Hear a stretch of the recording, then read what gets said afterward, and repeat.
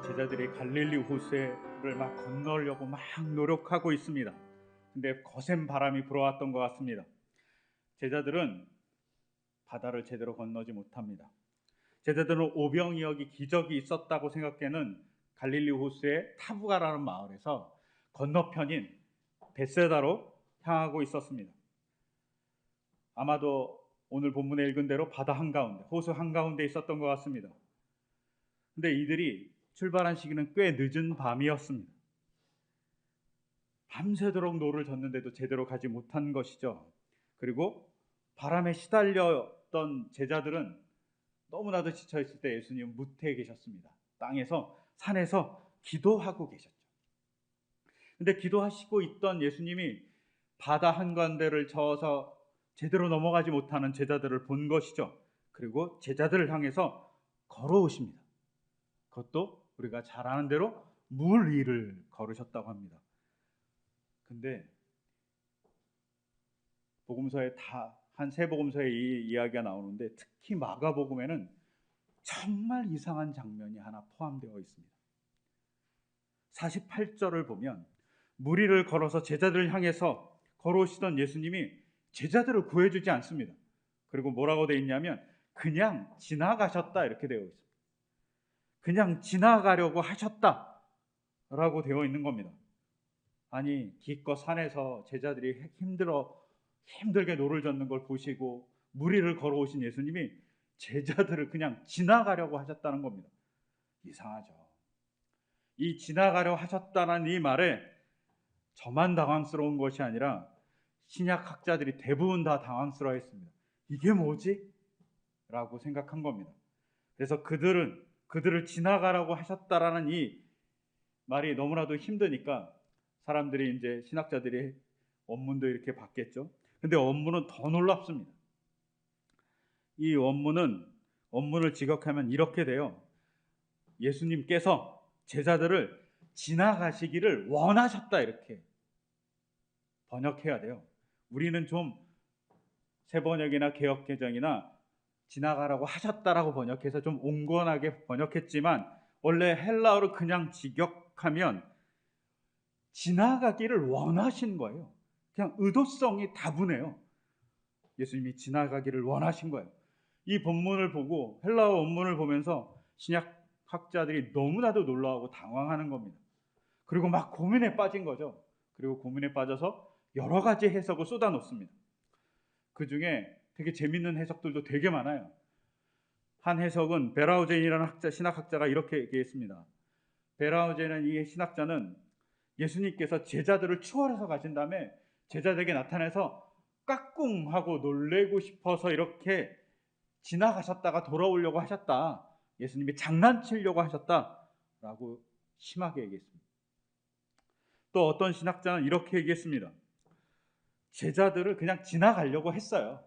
근데 지나가시다 보니까 제자들이 너무 노를 열심히 지으니까 너무 불쌍해서 멈춰서 다시 돌아오셨다.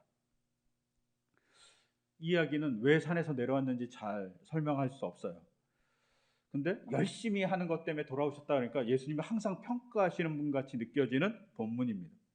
그렇게 볼 수도 있어요. 이런 해석자. 혹은 슈바이처라는 신학자는 이렇게 얘기합니다. 예수님이 제자들의 믿음을 시험하시려고 한번 지나가 보신 거라는 거예요. 얘네가 나를 부르나 안 부르나, 얘네가 나를 믿나 안 믿나, 뭐 이렇게 시험하시려고 했다는 겁니다. 이 얘기를 잘 들어보면 그럴 수도 있지 이렇게 생각하지만 하나님, 예수님 너무 잔인해 보이지 않습니까? 위기의 상황에 막 시험하는 거예요. 곤란하지 않습니까? 또 세번역과 개역개정에 있는 대로 지나가시려고 하셨다라고 약간 원하심을 온건하게 표현하는 말들이 있습니다. 이렇게 표현한 이유는 회화적으로 보이려고 하는 겁니다.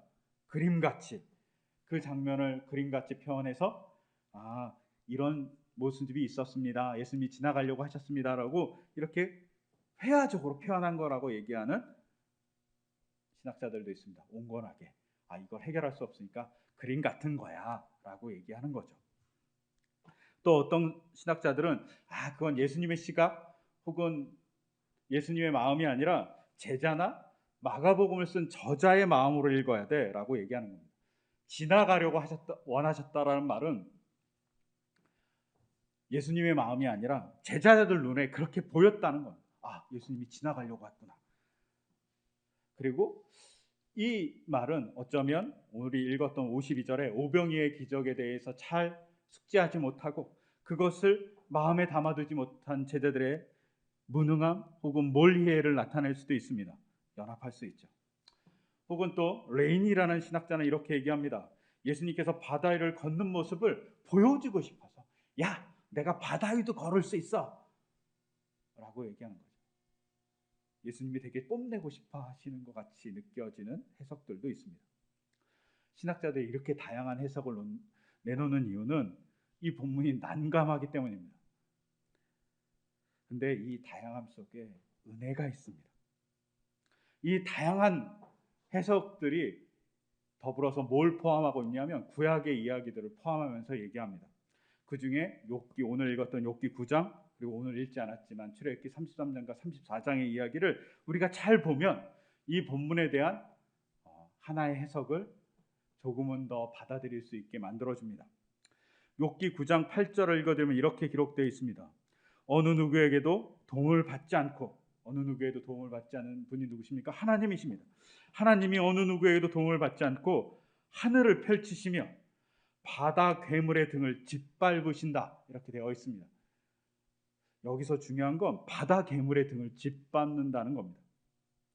이것을 다른 번역 그리고 조금 더 온건하게 번역하면 바다의 파도를 짓밟고 걸으신다 이런 뜻입니다. 왜 이렇게 표현하냐면 고대 사람들은 바다가 악의 상징이었습니다. 그리고 바다를 흉흉하게 만들고 폭풍을 일으키게 만드는 것은 바다 안에 있는 악한 괴물이라고 생각했습니다. 근데 그것을 밟고 그것을 제압할 수 있는 것은 하나님밖에 없다고 생각했습니다. 그래서 욥기는 바다 괴물의 등을 짓밟으시는 분, 그것이 하나님이십니다 라고 고백하는 거죠. 우리로 말하면 용왕 같은 거죠. 용왕을 짓밟는 분이 하나님이십니다. 가장 악한 것을 짓밟아서 평정하시는 분이 하나님이십니다. 이렇게 얘기하는 것이 욥기의 고백입니다. 근데 이 욥기의 고백을 알고 있었던 사람들이라면, 그리고 욥기를 알고 있는 유대인이라면 예수님이 바다를 걷고 있는 것은 단순한 사건이 아닙니다. 바다를 걷고 있는 건 하나님만이 할 수 있는 일을 보여주시는 겁니다. 예수님이 그들이 생각하는 메시아를 넘어서 삼위일체의 하나님 중 한 분이심을 보여주시는 사건입니다. 즉 물결이 예수님께서 바다 위를 걸으는데 문제가 되는 요소가 아니라는 겁니다. 파도가 예수님에겐 전혀 문제가 되는 일이 아니라고 얘기하는 겁니다. 차라리 그 파도는 예수님이 바다를 걷는 디딤돌 같은 역할밖에 할 수 없는 그냥 디딤돌의 존재밖에 되지 않는다라고 얘기하는 겁니다. 왜? 예수님이 하나님이시기 때문입니다. 이걸 보여주는 거죠. 근데 제자들은 보지 못합니다. 예수님을 유령이라고 얘기하니까요. 또한 이 본문에서 우리가 또 중요하게 봐야 될 구약의 본문은 우리가 읽지 않았지만 출애굽기 33장과 열왕기상 19장에 있습니다. 두 얘기는 모세와 엘리야의 얘기입니다. 출애굽기 33장에 어떤 내용이냐면 우리가 잘 아는 대로 출애굽기 32장에 이스라엘 백성이 모세가 시내산 가서 십계명을 받기 위해서 40일 동안 금식하며 하나님을 만날 때 뭘 합니까? 금송아지를 만듭니다. 여기에 분노하신 하나님이 이스라엘 백성과 이제는 같이 있지 않겠다라고 얘기합니다. 그리고 또 분노한 모세는 어떻게 합니까? 돌판을 깨버립니다. 십계명을 받은 그 돌판을. 난리가 났죠. 그리고 하나님은 분노하셔서 모세에게 이렇게 얘기합니다. 너 혼자 그리고 너의 백성만 이스라엘이 원하는 가나안 땅에 가라고. 나는 안 가겠다고. 이제 너의 하나님이 아니다 라고 얘기하는 겁니다. 모세가 애걸복곡을 합니다. 그 애걸복곡을 하면 하나님이 한 번 다시 돌아섭니다. 그러면 내가 이번엔 너랑 같이 해줄게. 너희 백성과 같이 해줄게 라고 합니다. 근데 백성이 금송아지를 만든 사건, 하나님이 분노한 사건에 모세가 너무나도 마음이 졸여 있습니다. 그래서 모세가 하나님께 부탁합니다. 하나님, 한 번만 하나님의 영광을 좀 보여주십시오. 그러면 제가 용기를 갖고 다시 이 백성을 이끌고 갈 수 있을 것 같습니다. 라고 얘기합니다. 그러자 하나님이 출애굽기 33장 19절에서 이렇게 얘기하십니다. 내가 나의 모든 영광을 내 앞으로 지나가게 하고 나의 거룩한 이름을 선포할 것이다. 라고 얘기합니다. 하나님이 내가 내 영광을 너에게 보여줄게 이렇게 얘기한 게 아니라 지나가게 하고라고 얘기합니다. 하나님이 지나갑니다. 이 지나감, 예수님이 물을 밟고 제자들 앞에서 지나감하고 연계된다고 학자들은 생각합니다. 또한 이것과 비슷한 사건이 또 하나 있습니다. 열왕기상 19장에 보면 엘리야가 갈멜산에서 바알 제사장과 아세라 제사장을 이기지 않습니까? 그런데 그 이긴 엘리야를 왕비 이세벨이 죽이려고 합니다. 그래서 막 도망가죠. 그래서 끝까지 어디까지 도망가냐? 시내산까지 도망갑니다. 그리고 시내산에서 막 헤매고 있을 때 하나님이 뭐라고 얘기합니까? 내가 엘리야 네 앞에 지나가겠다고 얘기합니다. 내가 너한테 보여줄게 이렇게 얘기하지 않으시고 너 발 밑에 숨어 있어. 내가 지나갈게 라고 얘기합니다. 지나가시는 겁니다. 근데 그 지나가시는 일을 누가 하고 있냐? 예수님이 하고 있는 거죠. 하나님과 같은 모습을 제자들에게 보여주는 겁니다. 근데 제자들은 어리석어서 하나님으로 보이는 하나님으로서의 역할, 하나님으로서 자기에게 임재하고 있는 예수님을 인지하지 못했다고 성경은 얘기하는 겁니다. 하지만 여기에는 하나님, 예수님의 더 중요한 뜻이 있습니다. 예수님이 왜 지나가셨을까요? 그 지나가심을 통해서 제자들에게 말씀하시고 싶었던 것이 있습니다. 그 지나가심은 하나님의 모습이라면 정말 위기에 빠져서 모세에게 나타났던 하나님, 정말 실망해서 좌절했던 엘리야에게 나타났던 하나님은 지나가신 하나님이죠. 그 지나가신 하나님이 동일하게 공경에 처해 있고 위기에 처해 있는 그 제자들에게 동일하게 나타나면서 이렇게 얘기하는 겁니다. 너희는 나의 모세와 같은 사람이고 나의 엘리야와 같은 사람이야. 예수님이 단순하게 지나가신 것이 아닙니다. 그들에게 얘기하고 싶었던 거죠. 제자들은 그냥 너희는 제자들이 아니야. 새로운 모세, 새로운 엘리야다라고 인정해주는 그 시도가 위기의 순간에 제자에게 다가옵니다. 그것을 더 확실하게 알 수 있는 건 제자들의 고백에 있어요. 제자들이 뭐라고 그럽니까? 예수님을 보면서 유령이라고 외칩니다. 그런데 이 유령이라는 이 단어가 유령이라고 얘기하려면 헬라어로 푸뉴마가 되어야 됩니다. 근데 여기는 푸뉴마로 되어 있지 않고 헬라어 판타스마로 되어 있습니다. 판타스마 딱 들으면 딱 생각나는 단어가 있잖아요. 판타지. 예, 판타지가 여기서 왔습니다. 환상, 환영입니다. 예수님이 물 위에 걷는 것을 환상같이 보는 겁니다. 환영같이 보는 거죠. 그래서 떨고 있는 거죠. 자기들이 막 이제 무서워서 공포에 떨어서 잘못 보고 있구나 이렇게 생각할 수도 있습니다. 제자들은 기적과 하나님이 찾아오심, 하나님의 만남을 인식하지 못하는 것이죠. 그럼에도 불구하고 예수님은 그들에게 물 위를 걷는 모습을 일부러 보여주십니다. 왜? 나중에 그것이 그들에게 놀라운 역사로 다가올 건지 아시기 때문입니다. 그들이 모세와 엘리야라는 사실을 인식하게 만드는 계기가 될 것이기 때문입니다. 그런데 문제는 그건 나중의 일이고요. 제자들은 예수님이 지나갈 그 당시에는 제대로 인식하지 못합니다. 왜 그럴까요? 왜 제대로 인식하지 못할까요? 그거는 그들에게 공포가 있었기 때문입니다. 그들에게 두려움이 존재했기 때문입니다. 그러니까 물을 밟고 오시는 예수님이 보이는 것이 아니라 환영 같은 예수님이 보이고 그 예수님이 그냥 환영으로서만 존재하지 물을 밟고 진짜 물을 지배하는 자로서 자기에게 다가오시는 모습을 보지 못하는 겁니다. 우리가 지구에 삽니다. 지구가 엄청난 자전과 공전을 합니다. 근데 우리가 느끼나요? 못 느끼잖아요. 근데 그것을 알 때 우리는 항상 감사하죠.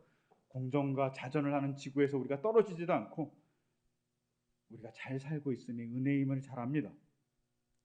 이와 비슷합니다. 놀라운 사건으로서 예수님이 다가오는 것을 봐야 하는 것이 우리에게 주어진 일인데, 그리고 제자들에게 주어진 일인데 제자들이 그것을 제대로 보지 못했던 겁니다. 왜요? 제자들은 즉각적으로 구원해 주기를 원했기 때문입니다. 이 사건은 마가복음 6장에 일어납니다. 근데 마가복음 4장에 보면 예수님이 풍랑을 잔잔케 한 사건이 또 한 번 있습니다. 예수님이 배에서 주무시고 계셨습니다. 근데 막 풍랑이 일죠. 그때는 여기서는 거센 바람이지만 그때는 풍랑입니다. 막 엄청나게 배에 물이 쏟아져 들어오는 사건이 벌어집니다. 그때 어떻게 합니까? 즉각적으로 예수님이 깨어나서 바다를 잔잔케 하십니다. 근데 이번 사건은 그러지 않습니다. 즉각적으로 일어나지 않습니다. 바람이 거세게 부는 그 와중에 예수님이 지나가신다니까. 즉각적으로 일어나지 않으니까 막 원성과 원망, 자기가 생각하는 기준대로 그것이 이루어지지 않으니까 어려워하는 것입니다. 근데 예수님이 진짜 원하시는 건 뭡니까? 즉각적으로 이루어지지 않아도 더 큰 구원이 있다는 사실을 보여주고 싶은 거죠. 더 큰 능력이 있다는 사실을 보여주고 싶은 거죠. 너희는 이제 두려워하지 않을 일, 용기를 낼 일, 그리고 하나님의 일을 함에 있어서 절대로 포기하지 않을 수 있는 힘을 주려고 일부러 걸으신 거죠. 뭘 보여주려고? 바다를 제압하는 능력, 아니 바다를 밟는 능력을 보여주기 위해서입니다. 제가 중학교 때 저희 옆집에 되게 귀여운 꼬마아이가 있었습니다. 이 친구의 유일한 낙은 부모가 100원을 주면 그 100원을 가지고 막 구멍가게에 가서 과자를 사서 먹는 일입니다. 근데 하루는 어떤 어르신이 그 아이가 너무 귀여우니까 100원을 안 주고 500원을 준 거예요. 500원짜리 동전을. 이 아이가 어떻게 했을까요? 이 아이가 어떻게 했냐면 그 500원짜리 동전을 땅에다 팍 패대기 치면서 막 운 겁니다. 100원을 달라고. 우리의 시각에서는 100원의 5배인 500원. 과자를 사도 5봉지를 살 수 있는 500원이 더 크잖아요. 근데 그것을 알아보지 못하는 어린아이는 500원을 밟고도 500원의 귀중함을 몰랐던 거죠. 예수님이 바다를 걸어서 오신 이유는 더 큰 것을 주기 위해서 바다를 걸어서 오신 겁니다. 그리고 그것이 가장 적절하다고 알고 계시는 거죠. 제자들은 예수님에 대해서 제대로 인식하지 못하지만 예수님은 제자들의 상황을 정확하게 인식합니다. 그것을 알 수 있는 것은 우리가 읽었던 본문 마가복음 6장 48절에 보면 앞에 상반절에 이렇게 기록되어 있습니다. 그들이 노를 젓느라고 몹시 애쓰는 것을 보셨다라고 되어 있습니다. 그러니까 그들이 막 기도하시는 중에 딱 보이시니까 배를 막 젓는데 힘들어하는 거예요. 제자들이. 이때 보셨다라는 헬라어가 이돈입니다. 근데 이 이돈이라는 단어는 헬라어 호라오라는 단어의 과거형이에요. 근데 헬라어의 특징 중 하나는 이렇게 과거형을 쓰면 단 한 번 이루어진 사건입니다. 딱 한 번 보고 제자들의 상황이 어떤지 아신 겁니다. 한눈에 내가 뭘 해야 될지 아신 거죠. 근데 생각해 보십시오. 예수님이 이 당시 산 위에서 기도하셨다고 되어 있습니다. 그리고 제자들은 호수, 갈릴리 호수 한가운데 있었다라고 한가운데 있었습니다. 시각은 언제인가요? 밤입니다. 개역성경에는 사경이라고 되어 있어요. 이건 새벽 3시에서 6시 사이예요. 그렇다면 어떤 겁니까? 먼 거리에서 가장 어두울 때 호수를 바라보고 계신 거죠. 제대로 보이지 않을 수도 있습니다. 제대로 보이지 않았을 겁니다. 근데 한눈에 제자들을 알아보십니다. 무엇이 필요한지 알고 계십니다. 우리가 이렇잖아요. 군중이 아주 많아도 아이들이 아주 많아도 자기 아이는 한눈에 알아보는 것. 그 대신 그런 것과 같이 예수님이 한눈에 알아보신 겁니다. 그리고 무엇을 해줄 줄 아신 거죠. 그것이 바다를 건너서, 그리고 그것을 걸어서, 그리고 파도를 짓밟고 그들 앞에 지나가시는 겁니다. 하나님같이 보여주는 것, 모세에게 보여줬듯이, 엘리야에게 보여줬듯이 보여주시는 겁니다. 그리고 그들에게 다가가십니다. 그 다음 이렇게 얘기하십니다. 안심하라.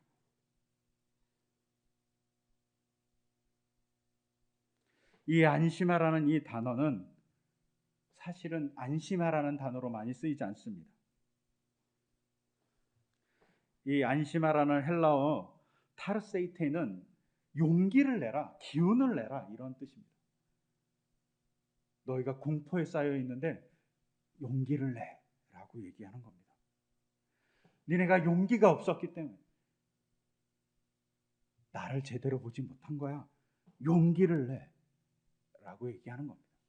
두려움의 노예가 되지 마라고 얘기해 주는 겁니다. 우리도 그러지 않습니까? 우리가 두렵거나 문제가 심각할 때 가끔 제대로 보지 못합니다. 우리가 신앙 안에서도 우리가 아프거나 공경에 너무 처하잖아요. 그럼 그 공경이 해결되기를 간절히 바라면서 그 공경이 해결되지 않으면, 우리의 시각에, 우리의 시간에 그것이 해결되지 않으면 원망하고 아파합니다. 또 하나님이 없는 것 같습니다. 그런데 이 본문대로, 이 사건대로 보면 하나님은 더 큰 일을 위해서 우리에게 돌아서 다가올 수도 있습니다.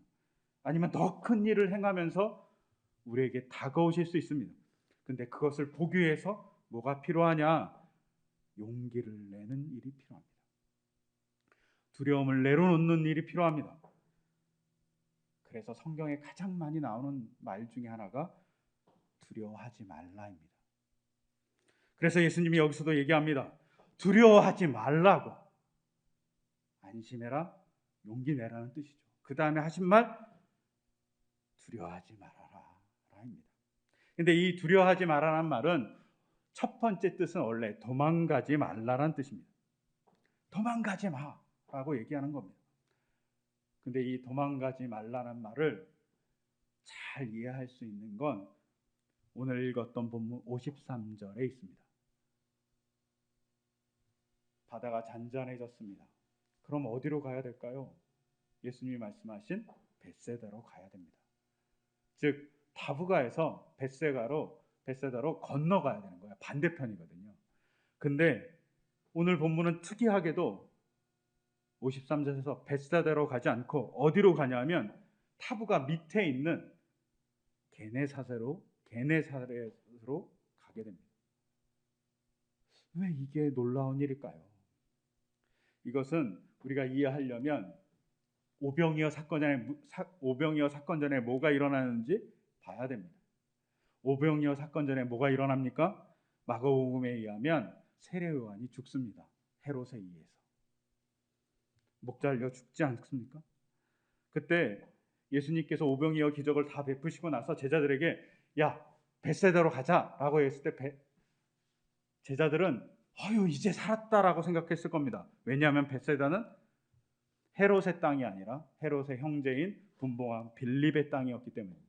즉, 우리는 이제 세례 요한을 죽인 헤롯에게서 벗어나겠네, 잘됐다라고 생각하면서 막 노를 지면서 벳세다로 가려고 하는데 폭풍이 친 거죠. 바람에 막 분 겁니다.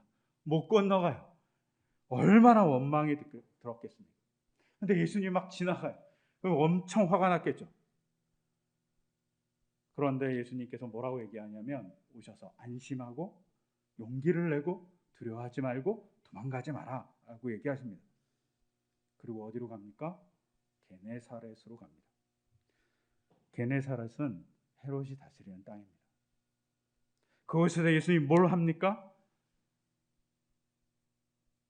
사람들을 고쳐줍니다. 병자들을 고쳐줍니다. 엄청 많은 사람들이 찾아옵니다. 예수님이 죽음의 자리에 자기를 막 놓고 있는 거죠. 세례 요한을 죽인 헤롯이 살고 있는 그 땅에 가셔서 더 큰 일을 행하고 있습니다. 예수님이 도망가지 않으시는 겁니다. 예수님이 용기를 내시는 모습을 제자들에게 보여주십니다. 무슨 일을 하기 위해서? 하나님의 일을 하기 위해서 용기를 내고 도망가지 않으십니다. 죽음의 공포와 맞서시는 예수님이 계신 겁니다. 여러분, 우리의 삶도 마찬가지입니다. 가끔 우리가 어렵습니다. 가끔 우리가 하나님의 말씀대로 살려고 하는데 어려움이 닥칠 때도 있습니다. 이렇게 하라고 그랬는데 왜 이렇게 어렵지? 라고 할 때도 있습니다. 그때 우리가 기도해야 합니다. 하나님, 우리의 삶에 같이 오셔서 방향을 알려달라고. 우리가 하나님의 뜻을 행할 때 도망가지 않는 자들이 되게 해달라고 얘기해야 됩니다. 코로나 시대에 대개 교회가 어렵습니다. 경제적인 압박도 있고 교회에 여러 가지 문제가 있습니다. 그럼에도 불구하고 우리가 많은 것을 포기하고 뭘 하냐면 용기를 내서 비대면의 예배를 하고 있습니다. 왜? 방역에 조금이라도 도움이 되고 싶기 때문입니다. 이게 조금이라도 일찍 끝나면 좋을 것이기 때문입니다. 용기를 내는 거죠. 비대면의 예배를 하는 것 엄청난 용기입니다. 그 용기를 내서 생명을 살리면 좋은 일일 겁니다. 또한 우리 교회는 작습니다. 그런데 우리에게 들어온 재정을, 특히 부활절 헌금 전부를 우리는 아픈 자들에게 나눠주고자 합니다. 우리 교회가 후원받고 살아가는 교회임에도 불구하고